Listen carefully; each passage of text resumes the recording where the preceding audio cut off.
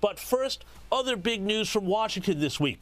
Joe Biden may have just sealed the fate of the Democrats this November. How? Well, he just signed off on a $300 billion, at least $300 billion transfer of wealth from the working class and the responsible to the wealthy and the woke. What am I talking about? Well, get this. Americans who took out loans to pay for university, thinking that a degree in gender studies or pop culture would make them a big wheel down at the wokeness factory, but who, as it turned out, only wound up qualified to pull a grande pumpkin spice latte in a suburban strip mall Starbucks, will now have as much as $20,000 of their debt wiped clean, courtesy of the hard-working American taxpayer. Oh, and get this. People who make as much as $125,000 a year will qualify. That means that even a young Harvard Law graduate in his first gig will have part of his degree covered by truck drivers and cops. That's right. If you spent 4 years and $250,000 going to Pronoun Police Academy or getting your master's in Harry Potter studies, you're in clover. But if you went to trade school, did an apprenticeship, and opened your own business doing something useful like clearing pipes or installing air conditioning systems, screw you.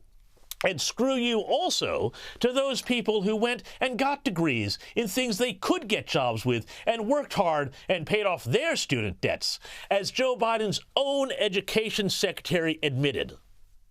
But just the final one on this, Sure. The people that already paid their student loans, Right. They don't get anything out of this deal. Right. Of course, it is the productive middle-class citizenry who will be paying this money back to the lenders, not the people who, signed the loan documents for degrees that never amounted to anything.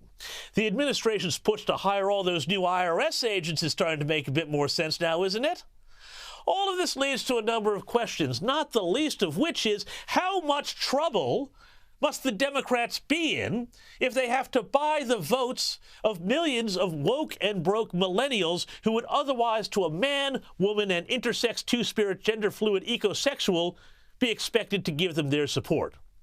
It's a question even some Democrats are asking, even if the Elizabeth Warren wing of the party is singing hosannas. New Hampshire Democrat Chris Pappas accused Biden of sidestepping Congress and said the move would only, quote, pour fuel on the inflationary fire.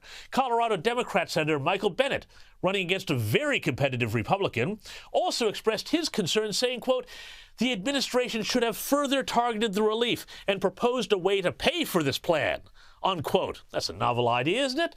And Ohio Democrat Tim Ryan slammed the plan as being a massive wealth transfer from the uneducated and the working class to those who were privileged enough to go to university. Somehow, though, I reckon this voter we're about to see in New York City has a much better idea about what to do when it comes to student debt. You go to school, then you should probably pay for it. I did the same.